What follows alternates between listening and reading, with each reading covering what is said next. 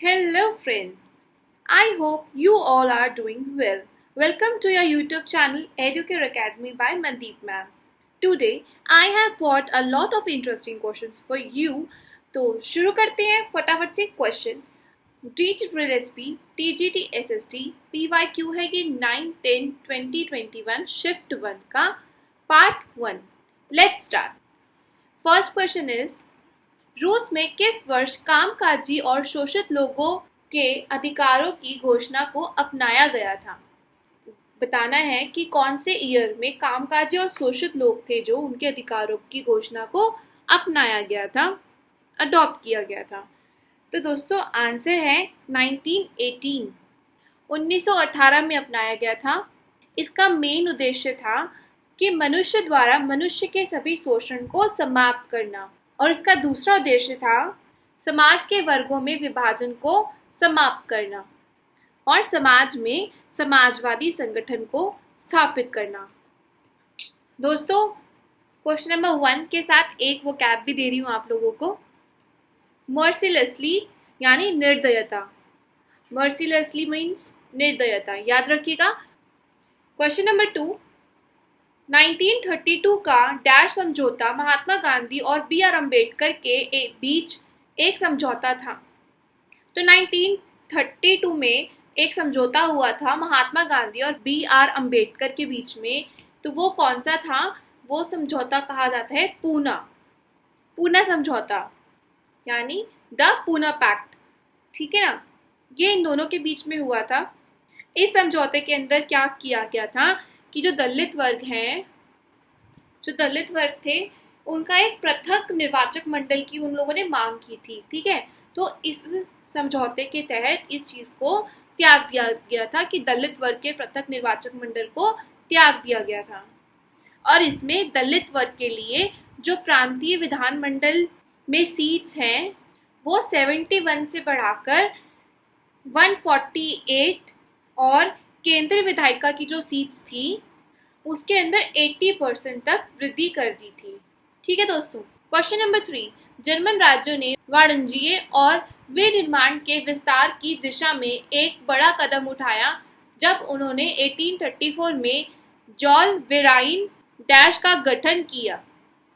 German राज्य ने expansion of commerce और मैन्युफैक्चरिंग के लिए एक बड़ा कदम उठाया था, जो उन्होंने उठाया था 1834 में। ठीक है, और उन्होंने 1834 में जॉल वेराइन सीमा शुल्क संघ का गठन किया था। तो आंसर है option number B is the right answer, customs union. इस गठन के तहत ये जो जॉल वेराइन था, इसका क्या था, लक्ष्य क्या था कि जो जर्मन के लोग हैं उनको आर्थिक रूप से एक राष्ट्र में बांधना, उनका ये एम था। ठीक है ना, आगे बढ़ते हैं। क्वेश्चन नंबर 4, रूस में प्रथम सोवियत किस वर्ष अस्तित्व में आया। तो दोस्तों रूस में जो प्रथम सोवियत है वो 1905 में आया था। प्रथम सोवियत की बात कर रहे हैं, प्रथम सोवियत, तो 1905 is the right answer. Question number 5, 1905 की क्रांति को 1917 की क्रांति के लिए डैश के रूप में जाना जाता था। तो दोस्तों डेथ रिहर्सल यानी पूर्वाभ्यास के रूप में जाना जाता था। Option C is the right answer. दिसंबर 1905 में जो प्रथम क्रांति हुई थी, लोग मानते हैं कि 1917 में जो क्रांति हुई थी वो उसके कारण ही हुई थी। 1905 की क्रांति ने ही 1917 की जो क्रांति थी उसकी भूमिका तैयार की थी, जिसमें राजशाही शासन को समाप्त कर दिया था और जार निकोलस को मार दिया गया था। इसमें जो 1905 की जो क्रांति थी उसमें जार के खिलाफ बहुत सारे लोग एक तरह से साथ हो गए थे और उसका विरोध करने लग गए थे।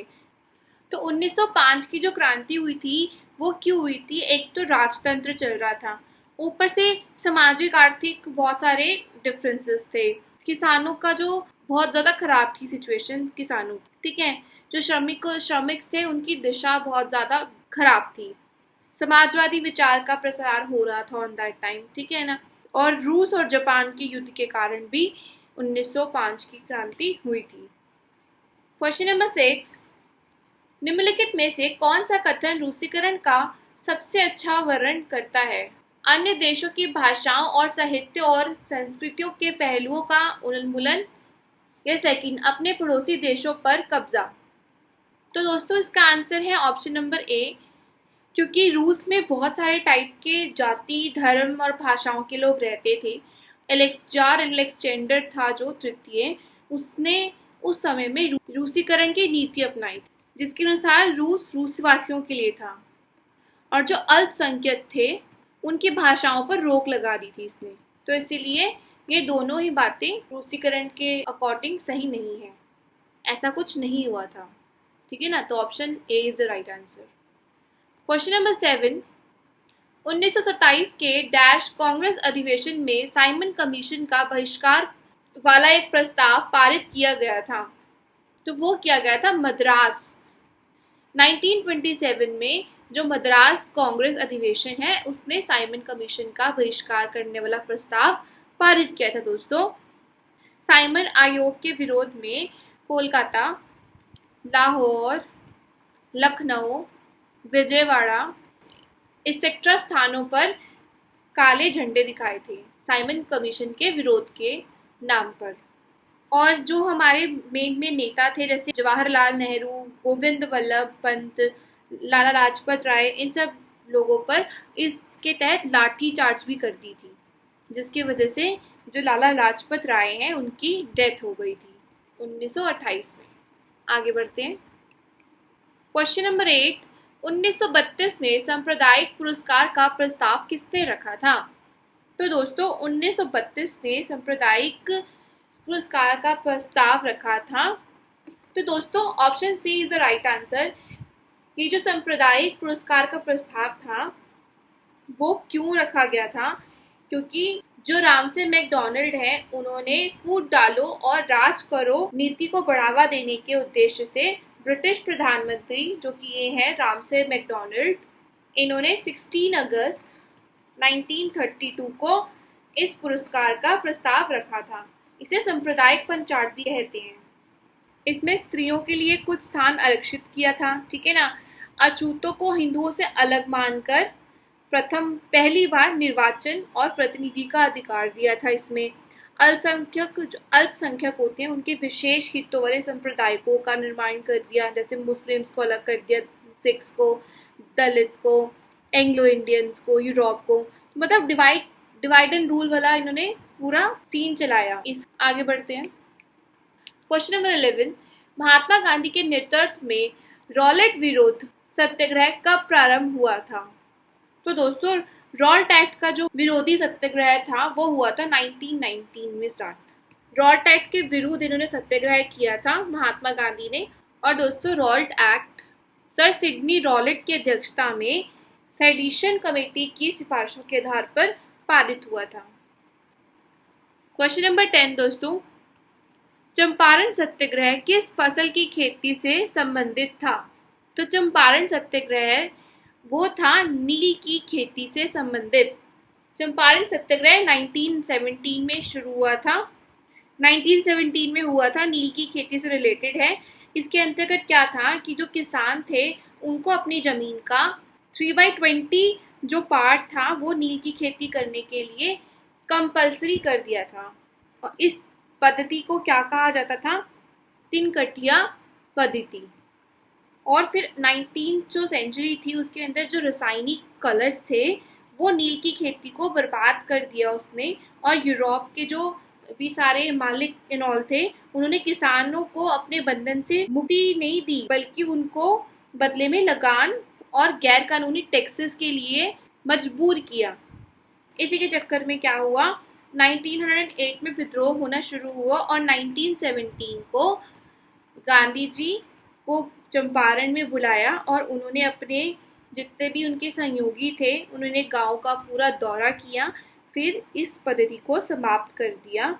और बगान मालिक जो अवैध वसूली कर रहे थे ऑन दैट टाइम उन्होंने किसानों को 25% तक जो उनकी वसूली उन्होंने की थी वो वापस करने के लिए भी वो लोग राजी हो गए थे। ठीक है ना, आगे बढ़ते हैं। क्वेश्चन नंबर 11, झांसी को ब्रिटिश साम्राज्य में कब मिला लिया गया? तो झांसी को ब्रिटिश राज्य में मिलाया गया था 1853 में। और किसकी नीति के तहत अपना मिला लिया गया था? गवर्नर जनरल लॉर्ड डलहौजी ने विलय नीति या कह सकते हैं हड़प नीति के तहत जो भी रियासतें थी उनको ब्रिटिश साम्राज्य में मिला लिया था। और उसने कौन से राज्य को नेक्स्ट किया था? सतारा किया था। सतारा 1848 में नेक्स्ट कर दिया था, यानी कि कब्जा कर लिया था उस पर। बघाट पर 1850 पे, उदयपुर में 1852 और अवध पर कब्जा कर लिया था 1856 में। क्वेश्चन नंबर 12, फ्रांस के किस वित्त मंत्री ने प्रदर्शित किया कि जैक्स नेकर की शाही वित्त की गणना अतिशयोक्तिपूर्ण थी? तो दोस्तों option A is the right answer. Charles Alexander D Colin, उन्होंने ये गणना की थी कि जो जैक्स नेकर की जो शाही वित्त की गणना है वो बहुत ज़्यादा अतिशयोक्तिपूर्ण थी। जो लुई 16 थे उन्होंने जो उनके देश की जो इकोनॉमिकल सिचुएशन थी उसको इम्प्रूव करने के लिए बहुत सारे वित्त मंत्री बनाए थे। पहले बनाया था तुर्गो, फिर नेकर, फिर कॉलिन, ठीक है ना, इनको बनाया था, सीरियल वाइज है ये। और इसने इसकी रिपोर्ट करी थी कि इसने बहुत ज़्यादा अतिशयोक्तिपूर्ण गणना कर रखी है। जो नेकर थे वो एक बैंकर परिवार से रिलेटेड थे, इसलिए वो आर्थिक मामलों में काफ़ी ज़्यादा दक्ष थे। और फ्रांस की जो उस टाइम की सिचुएशन थी उसको इम्प्रूव करने के लिए उन्होंने जो कुलीन वर्ग के लोग थे ना उन पर बहुत ज़्यादा टैक्सेस लगाने और राज्य में जो भी व्यय है यानी कि जो भी पैसे का एक्सपेंडेशन है उसको कम करने पर जोर दिया था, जिसके कारण उसका क्या होने लग गया? विरोध होने लग गया। फिर जो लुई 16 की वाइफ थी रानी एंटोनेट, उसके कहने पर लुई 16 ने नेकर को उसके जो पद था उससे हटा दिया था और कॉलिन को रख लिया था उस पर। और जब नेकर अपने पद से हट रहा था उसने एक ना शाही आर्थिक विवरण तैयार किया था जो उसने छपवाकर जनता के बीच में डिस्ट्रीब्यूट कर दिया था। और रिपोर्ट में बहुत सारी चीज़ें गलत भी ढंग से लिखी गई थी, जिसकी वजह से कॉलिन ने नेकर की जो रिपोर्ट थी उसके ही बेसिस पे बढ़ा चढ़ाकर पेश करने वाली रिपोर्ट कहा उसको, ठीक है ना। तो आगे बढ़ते हैं। क्वेश्चन नंबर 13, तीसरे स्टेट ने एक ऐसे प्रस्ताव को पूर्ण बहुमत से कब मंजूरी दी जिसने उन्हें सीएस द्वारा राष्ट्रीय विधानमंडल नेशनल असेंबली घोषित किया? तो दोस्तों 17 जून 1789 इज द राइट आंसर। 17 जून 1789 को तीसरे स्टेट ने पूरे बहुमत से एक ऐसा प्रस्ताव पारित किया था जिसमें उसने खुद को राष्ट्रीय सभा घोषित कर दिया था।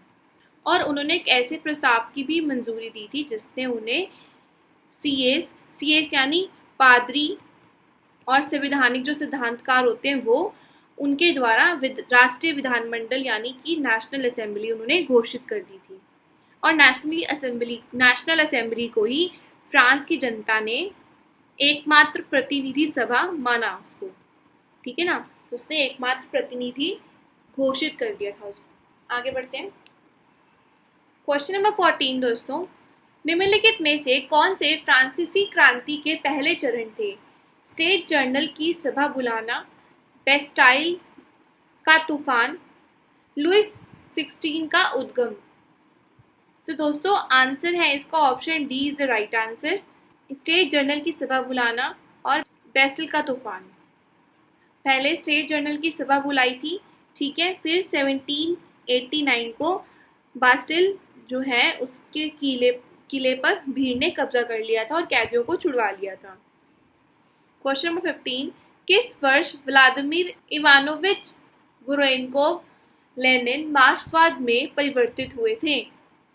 तो दोस्तों 1889 में हुए थे परिवर्तित, कन्वर्टेड मार्क्सिज्म में। लेनिन एक रूसी क्रांतिकारी थे और राजनीतिज्ञ भी थे। और अक्टूबर 1917 में लेनिन ने बोल्शेविक पार्टी सरकार भी संभाली थी। Question number 16, vernacular press act dash में पारित किया गया था और इसे केवल भारतीय भाषा के समाचार पत्रों के विरुद्ध निर्देशित किया गया था। तो ये एक्ट कब पारित किया गया था दोस्तों? ये एक्ट पारित किया गया था 1878 में। Option D is the right answer. ये लॉर्ड लिंटन द्वारा पारित किया गया था। इसमें क्या था कि केवल भारतीय भाषा के समाचार पत्रों के विरोध निर्देशित दिया गया था। ब्रिटिश सरकार की साम्राज्यवादी नीति और अकाल के कारण लाखों जो भारतीय थे वो मारे गए थे। इससे भी अधिक जो बहुत सारे लोग थे वो बेघर हो गए थे। और भारतीय राष्ट्रवादी जो नेताओं ने क्या किया था, समाचार पत्र के माध्यम से जो इंडिया के लोग थे, भारत के लोग थे, उनको ब्रिटिश सरकार की सारी करतूतें दिखाई और एक ना राष्ट्रीय चेतना या राष्ट्रीय भाव उत्पन्न करने की कोशिश की। तो और ब्रिटिश सरकार की जो नीतियाँ थी उसकी काफ़ी ज़्यादा उन्होंने क्रिटिसिज्म किया था उसका। तो इसी के कारण वैन किलर जो एक्ट है वो पारित किया था ब्रिटिश लोगों ने, जिसको कहा जाता है एक तरह से मुंह बंद करने वाला अधिनियम भी कहा जाता है इसे। इसके तहत सोम प्रकाश, भारत मिहिर, सहचर एक्सेट्रा जो समाचार पत्रों के विरुद्ध मामला इन्होंने दर्ज किया था।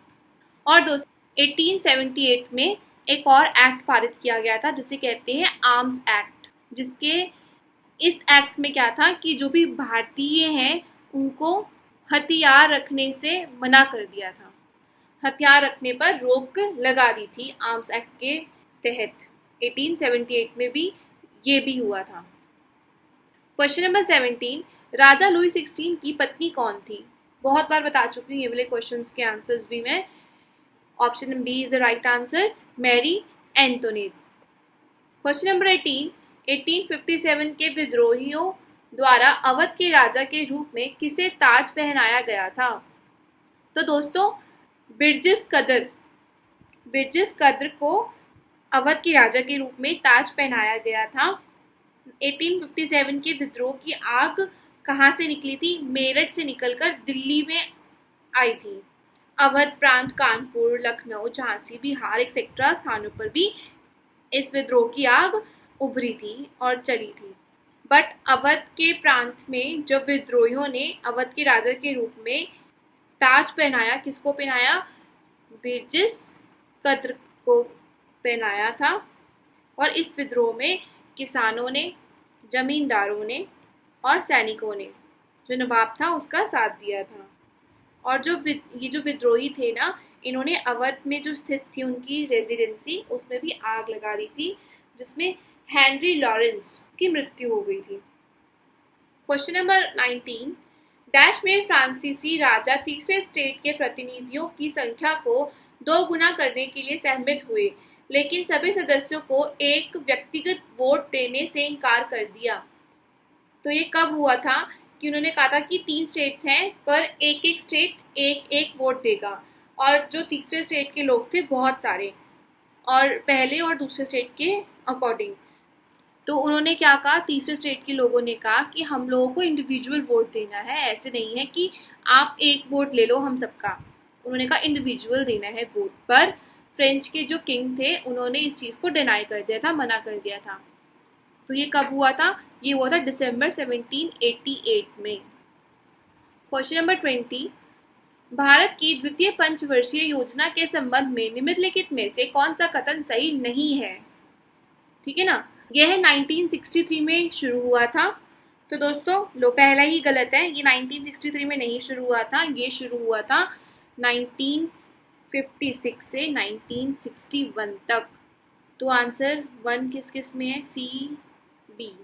ठीक है, देखते हैं चलो। इसमें तेजी से औद्योगिकरण पर ध्यान केंद्रित किया था। हाँ जी, बिल्कुल सही बात है। जब सेकेंड वाला 5 ईयर प्लान आया था तो उसने इंडस्ट्रियलाइजेशन पर बहुत ज़्यादा फोकस किया था, और इस पीसी महालनोबिस द्वारा विकसित किया था। ये भी बात सही है। तो option B is the right answer, कि ए वाला ये जो फर्स्ट वाला कथन है ये गलत है। 63 में नहीं, 56 से 61 तक थी ये योजना।